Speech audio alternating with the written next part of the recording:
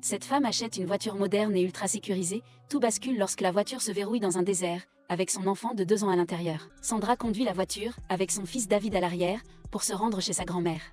Son mari, Carl, est un pilote qui n'a pas pu les rejoindre en raison de son emploi du temps chargé. La voiture est si avancée qu'elle peut même détecter le poids des passagers à l'intérieur du véhicule. Plus tard, Carl les appelle et les informe qu'il est à l'aéroport central et qu'il leur manque beaucoup. Entre-temps, David commence à s'agiter, alors Sandra lui donne son smartphone pour l'occuper. On se calme David, va checker tes DM. Au bout d'un moment, Sandra s'arrête à une station-service au bord de la route, elle emmène David dans les toilettes pour changer ses couches. Ils se rendent ensuite au supermarché pour acheter à son fils ses biscuits préférés. Au moment de payer, Sandra remarque que quelqu'un essaie de s'introduire dans sa voiture à l'extérieur. Au lieu de s'inquiéter, elle sort simplement son smartphone et verrouille le véhicule à l'aide de l'application. Sandra est occupée à inspecter la situation, elle réalise que David n'est plus à ses côtés, elle crie et le cherche dans le supermarché. Elle se précipite dehors et appelle même un étranger, pensant que David est avec lui. Sandra est totalement effrayée, jusqu'à ce qu'elle trouve David, avec les 3 femmes qu'elle a rencontrées plus tôt dans les toilettes. Elle le place immédiatement dans la voiture et active le mode barricade. Cela la détache de ce qui se passe à l'extérieur, et elle pousse enfin un soupir de soulagement. Après avoir quitté la station-service, Sandra a encore une longue distance à parcourir avant d'atteindre la maison de sa grand-mère. Sandra s'ennuie et décide d'appeler son amie d'enfance, Jessa, qui l'informe qu'elle se trouve à proximité de l'aéroport central, dans un hôtel avec Carl. Sandra est dévastée, sa meilleure amie a une liaison avec son mari. Elle devient tellement frustrée qu'elle ne prend même pas la peine d'entrer dans la maison de sa grand-mère. Elle continue d'appeler Carl, mais il ne décroche pas et fait semblant d'être occupé. Énervée par la tromperie, Sandra prend les choses en main et décide de retrouver Carl à l'aéroport central de Los Angeles. Sur son chemin, un panneau indique que la distance jusqu'à Los Angeles est d'environ 320 km. Au bout d'un moment, Lilith l'informe qu'un grave accident a eu lieu sur l'autoroute principale, ce qui les ralentira. Il propose alors à Sandra de contourner la route, ce qui leur fera gagner beaucoup de temps. Cependant, Lilith mentionne également que la route est déserte et qu'il n'y a pratiquement pas d'autres voitures. Sandra, qui est impatiente de confronter son mari, n'y pense pas 2 fois et prend l'itinéraire alternatif. Il commence à faire noir, et Sandra éprouve des difficultés à conduire la voiture. Le brouillard sur le chemin s'intensifie également, ce qui affecte sa vision. Sur son chemin, elle trouve aucune autre voiture, juste une station électrique sur la route au milieu de nulle part. Soudainement, Sandra, distrait par David, percute un cerf qui tentait de traverser la route. David se met à pleurer et comme toujours, Sandra lui donne son smartphone pour le calmer. Elle sort alors immédiatement pour vérifier l'animal, qui semble presque mort.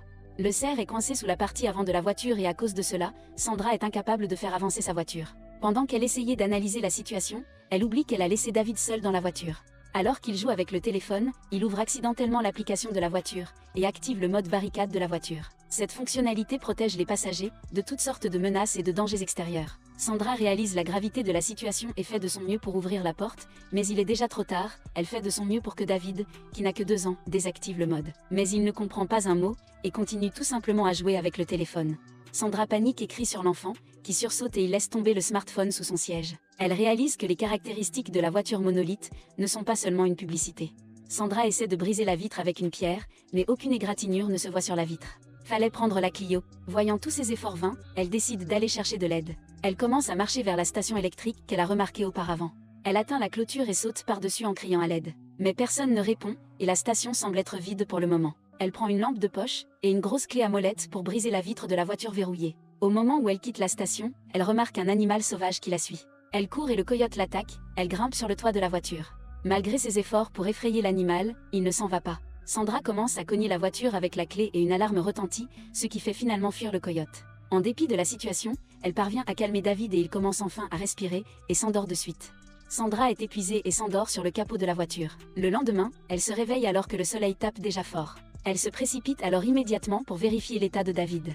La température extérieure augmente lentement. La situation s'annonce mal pour Sandra, car l'endroit est complètement isolé et il n'y a personne aux alentours. Elle décide alors de suivre la route en espérant trouver de l'aide. Bien qu'elle soit gravement déshydratée, elle continue à parcourir le long de la route. Elle est également consciente des risques de laisser David seul dans la voiture surchauffée, mais elle n'a pas d'autre choix. Heureusement, elle tombe sur une rivière où elle boit et se nettoie. Après un peu de répit, elle continue son chemin, et parcourt plusieurs kilomètres. Sandra tombe enfin sur un ancien aérodrome, où elle découvre un jet. Pendant ce temps, la température à l'intérieur de la voiture augmente, ce qui fait démarrer instantanément le ventilateur de refroidissement d'urgence. Après avoir atteint l'avion abandonné, Sandra entre à l'intérieur et découvre des boissons alcoolisées, un gallon d'essence, un briquet et une paire de pneus d'avion de rechange. Elle rassemble immédiatement les éléments nécessaires. Elle utilise l'essence pour brûler les 2 pneus, dans l'espoir d'attirer de l'aide. Elle prend ensuite la bouteille et le remplit avec l'eau de la rivière. Sandra revient à l'endroit où elle a laissé David et se précipite vers la voiture. David est tout faible et vire au rouge. Elle l'appelle, mais David ne répond pas et ne bouge pas. La température à l'intérieur de la voiture a considérablement augmenté, et les ventilateurs d'urgence sont inefficaces. Voyant l'état de son fils, Sandra grimpe immédiatement sur le toit, et verse l'eau qu'elle a apportée de la rivière, mais tous ses efforts sont vains. Craignant que son enfant meure à l'intérieur du véhicule, elle recommence à frapper la vitre de la voiture avec la clé, mais gaspille juste son énergie. Sandra essaie d'allumer un feu à l'extérieur de la voiture, dans l'espoir que les senseurs détectent la fumée et ouvrent les fenêtres, mais rien de tout cela ne se produit. À la place, les ventilateurs d'urgence s'arrêtent, pour empêcher la fumée de pénétrer à l'intérieur. Épuisée, Sandra tombe au sol et a une vision d'elle et de Carl, visitant le même lieu d'accident après un an. Là, elle se rend compte de ses erreurs et blâme Carl pour la mort de David. Après un certain temps, un bruit la réveille et réalise que c'était juste un mauvais rêve. Pour aggraver la situation, le coyote de la nuit dernière apparaît à nouveau devant elle. Sandra essaie de grimper sur le toit de la voiture. Mais le toit est extrêmement chaud, elle se glisse plutôt sous la voiture. Le coyote lui mord la jambe, et c'est à ce moment que Sandra se rend compte que le coyote veut juste le cerf.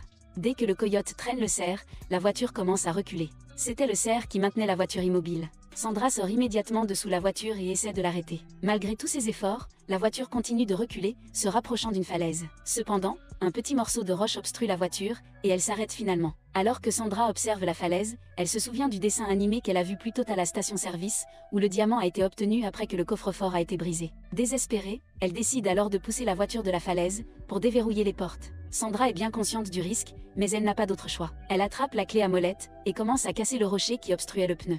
Après avoir réussi à dégager le rocher, Sandra pousse délibérément la voiture vers le bas de la falaise, avec David toujours à l'intérieur de la voiture. Lorsque la voiture est lancée dans les airs, son intelligence artificielle intégrée commence à fonctionner. La voiture a été conçue pour désactiver le mode barricade en cas d'accident pour laisser entrer les sauveteurs, les portes s'ouvrent enfin. Dès que la voiture touche le sol, Sandra descend de la falaise et court vers la voiture.